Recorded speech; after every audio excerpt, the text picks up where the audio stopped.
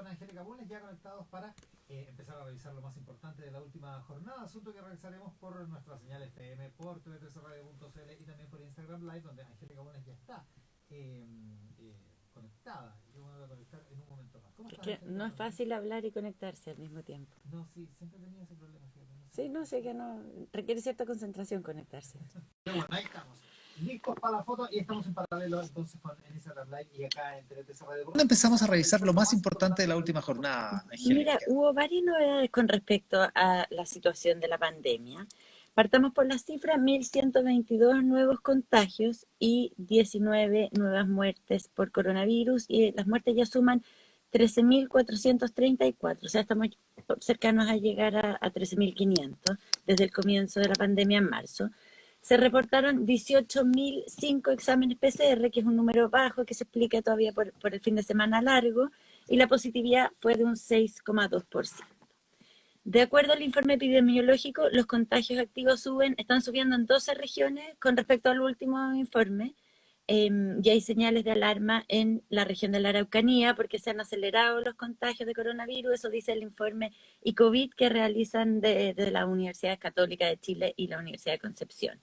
Y entonces, como está ocurriendo esto en la Araucanía, que es un fenómeno más o menos parecido en términos de lo que ocurrió en Magallanes, que te acuerdas, la Araucanía hubo zonas en que estuvo ya hasta en fase 4. En fase 4, exactamente, Claro. sí, es raro lo que pasó ahí. Lo mismo que pasó en Magallanes, Sí. que había como salido, lo que te hace indicar o sea, todo indica que es una segunda ola lo que están viviendo estas comunas. Claro, pero No es muy simple. gráfico el ejemplo, porque la Araucanía efectivamente estuvo en fase 4. Mm. Fue la tercera región en entrar a la fase 4, prácticamente, si no me equivoco, completa. Y ahora, ayer, en cambio, varias comunas retroceden. Por ejemplo, Cañete, Galvarino y Renaico vuelven a cuarentena, vuelven a estar en cuarentena. Hay otros que pasan de fase 3 a fase 2, eso en la Araucanía, y mientras tanto, Chonchi en Chiloé y Purranque en Los Lagos también vuelven a cuarentena. Ya. Después avanzan a la fase, eso desde el sábado, empiezan cuarentena el sábado. Mientras tanto avanzan a la fase 2 desde el lunes 19, Concepción y otras comunas de sus alrededores, Coquimbo, La Serena, pasan a fase 3, al igual que San Antonio, y la gran novedad es que por primera vez en la región metropolitana va a haber, va a haber algunas comunas que van a pasar a fase 4, por ejemplo Pirque. Uh-huh. Entre las comunas que pasan a fase 4 están Tiltil, María Pinto, San Pedro, Curacaví y Colina, claro. Y eso implica que se van a poder permitir funcionamiento de cine, la fase 4, restaurantes con un aforo más amplio, 50%, o distancia de 2 metros, o sea, como que aumentan o caen limitaciones. ¿Su pichanga? Su pichanga. Digo, su práctica deportiva, claro. No me refiero a la preparación con distintos tipos de cursos. El aperitivo. Exacto. Un poco temprano para estar pensando sí, en sí. eso. Sí, bueno, pero entonces, seguimos viendo que a lo largo del país estamos en estados distintos. Sí, con lo cual los promedios se hacen engañosos, porque la nota Claro. que hay de la tercera hoy sobre esto dice que el ministro Enrique París destaca que los casos a nivel nacional han caído un 7% y un 8% en las recientes 2 semanas, a nivel nacional, claro.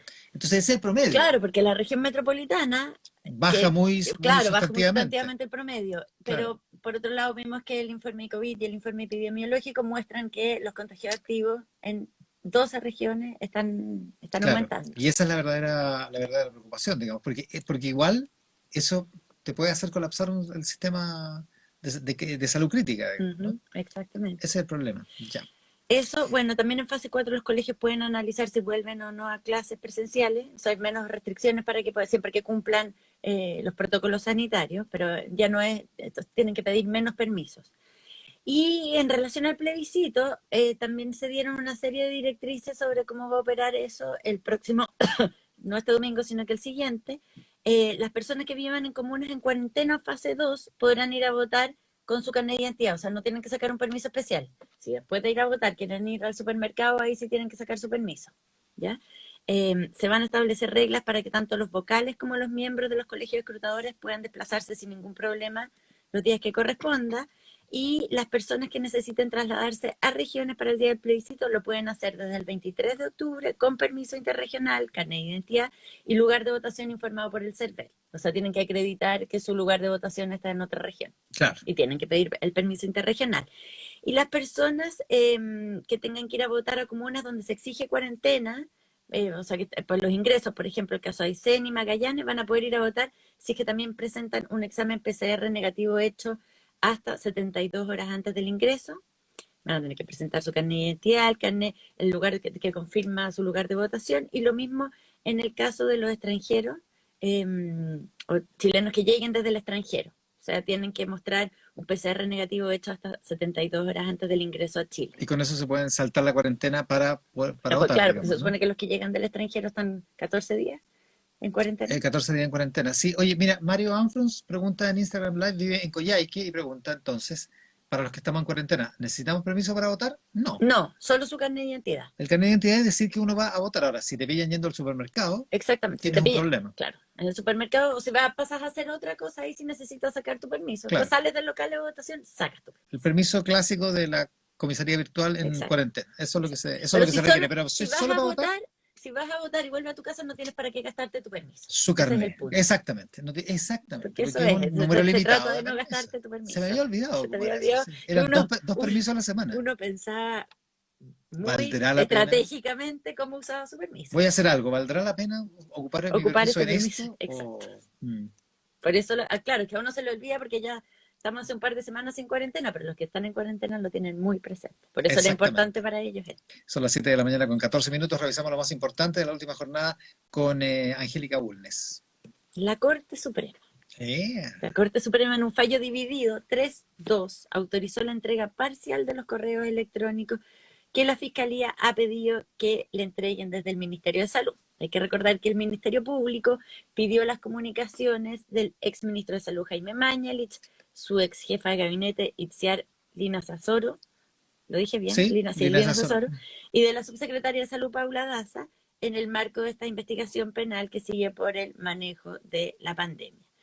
Pero cuando trataron de incautar los correos desde el MinSal, incautar los computadores, el ministerio se lo impidió, Dijo, diciendo razones de seguridad nacional y la privacidad de los pacientes. Entonces, la Fiscalía dijo, pues bien, que resuelva la Corte Suprema. Claro. La Corte Suprema resolvió y permitió la incautación de correos electrónicos vinculados únicamente a la comprobación de los hechos delictivos denunciados, excluyendo los emails relativos a la adquisición de insumos esenciales para enfrentar la pandemia, porque acuérdate que lo que dice el ministro es que hubo toda una carrera por conseguir los ventiladores y que toda esa información es de seguridad nacional. Sí, pues.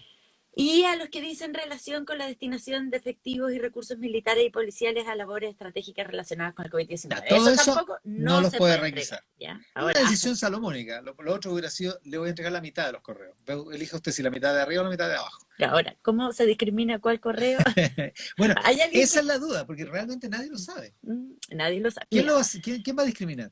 ¿quién va a decidir ¿El propio qué se Ministerio de Salud? entrega? Sería raro. ¿El Ministerio Público? Pero es que entonces para eso tendría Para que eso revisar tendría todos que los tenerlos correos. todos. Claro, y decir, ya, estos se quedan en la ¿Un causa. juez de garantía? Alguien va a tener que leer muchos correos. Alguien va a tener que leer muchos correos, y el Mercurio recuerda hoy que en el caso Mobgate, estamos hablando de principios de este siglo, en el caso Mobgate, la jueza Gloria Ana Chávez efectivamente incautó correos, pero la restricción que le puso la Suprema, porque ella era ministra en visita, estaba en la Corte de Apelaciones, fue que ella misma leyera todos los correos. Y eran miles. Y O sea, ella- yo me demoro con mi propia casilla de Sí. correo. Tengo dos sacar y... el spam. Mm. Ya, pero dime una cosa, y entonces ahí ella determina qué correos quedaban en la causa. ¿Qué correos le servían a la causa y cuáles no, digamos, básicamente? Claro.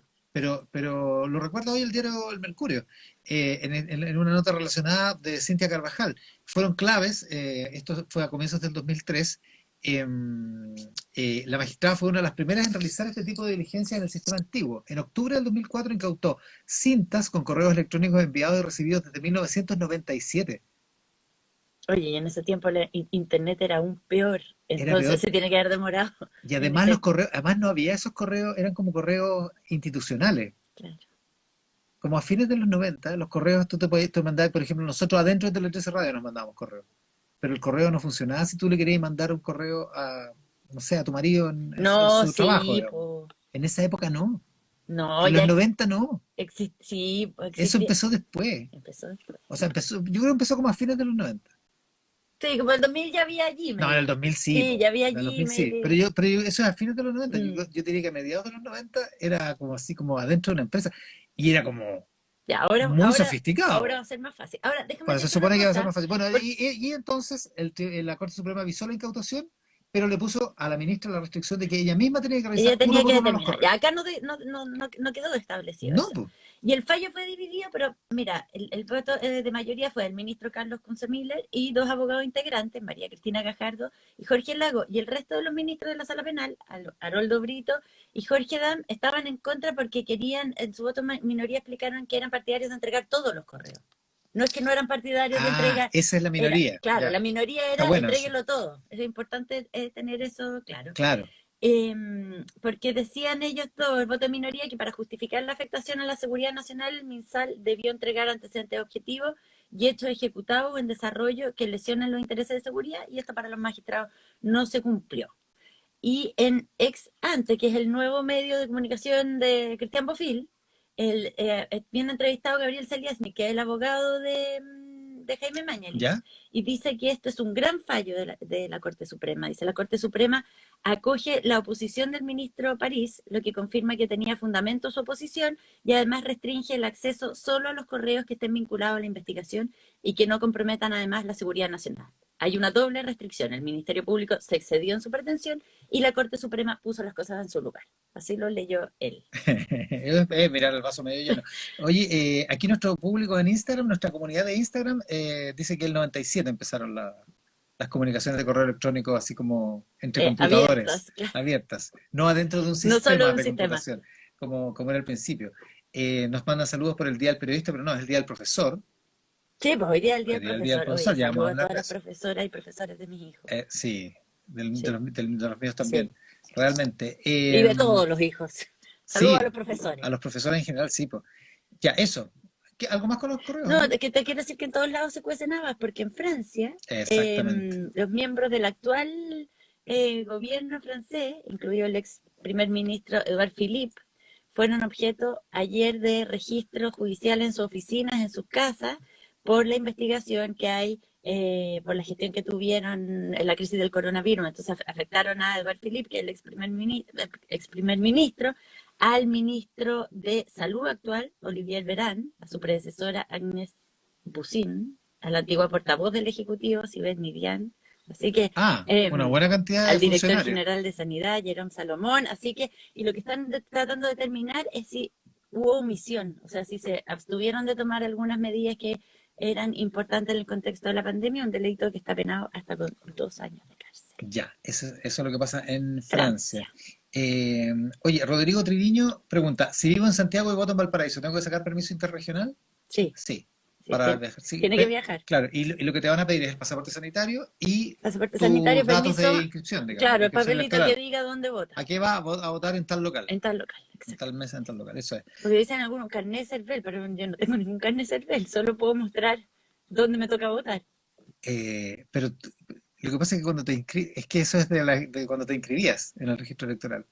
Yo tenía una tarjetita Yo no tengo. y estaba como tu número de mesa, que no sé, se te había perdido, a mí se me A lo perdió, mejor alguna vez lo tuve, claro. claro. Ya, pero no te muestra. Pero cuando te inscribías en el registro electoral, ¿te acuerdas cómo era el Sí, sistema antiguo? sí. Te daban eso como comprobante, era una especie como de recordatorio. Se me había olvidado que yo me tuve que inscribir, que no era automático. Sí, yo también. Oye, Sebastián Tipman recuerda que en el 94, con 16 años, usaba internet en su casa en Concepción. Descargar una foto de Queen tomaba 3 horas. Así era. Y en cervel.cl dice Lorena Guardia encuentras la información del carnet electoral. En cervel.cl, ya, con tu entonces RUT, hay que, con tu RUT, sí, claro, ahí por está eso, todo. ahí uno tiene todos sus datos, Pero ya. efectivamente había gente que lo tenía plastificado. Y Ale Carrasco F lo recuerda, con el número de mesa y plastificado, para que no se te olvidara Claro, ni pero que lo que perdiera. pasa es que cuando yo leí su carnet electoral, dije, ¿pero qué carnet?